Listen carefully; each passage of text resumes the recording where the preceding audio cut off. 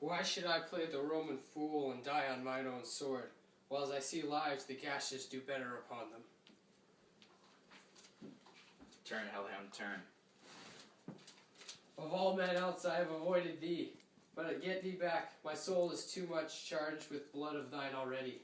I have no words. My voice is my sword. Thou bloodier villain than terms can get thee out.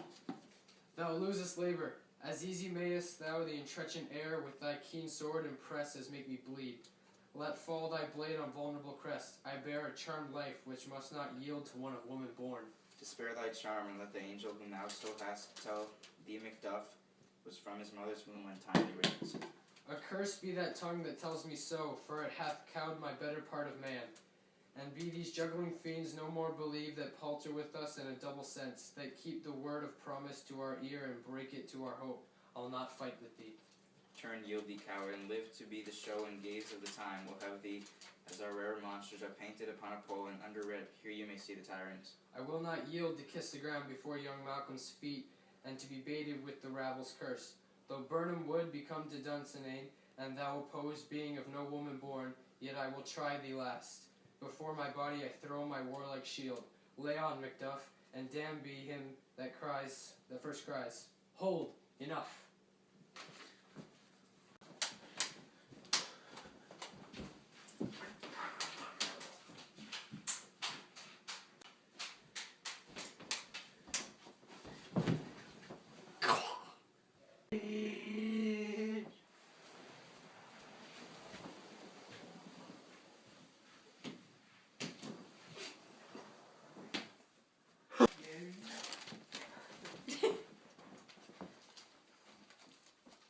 I would the friends we miss were safe arrived.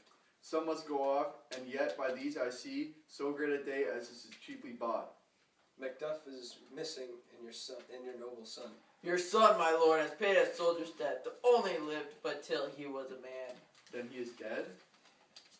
I am brought off the field. Your cause of sorrow must not be measured by his worth and fortune, and hath no end. Had he his hurts before? I on the front. Why then, God's soldier be he. Had I as many sons as I have hairs, I would not wish them to a fair death, and so his knell is nulled. He is worth more sorrow and than I spend for him. He's worth no more. They say he parted well and paid his score. And so, God be with him. Here comes newer comfort.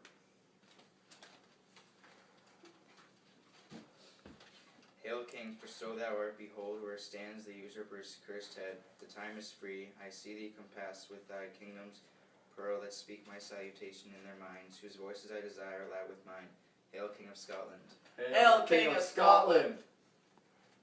We shall not spend a large expense of time before we reckon with your several loves, and make us even with you. My thanes and kingsmen henceforth be earls, the first that ever Scotland in such honour named. What's the name to do? Which we would be planted newly with time, as calling home our exiled friends abroad that fled the snares of watchful tyranny, produced forth cruel ministers of the dead. Butcher and his fiend-like queen, who as it's thought by self and violent hands took off her life. This and what needful else that calls upon us, by grace of grace, we will perform in measurement, time, and place. So thanks to all at once, to earn to each one whom we invite to see us crowned at Scone. Do do do do do do do do do do do do do do do do do do.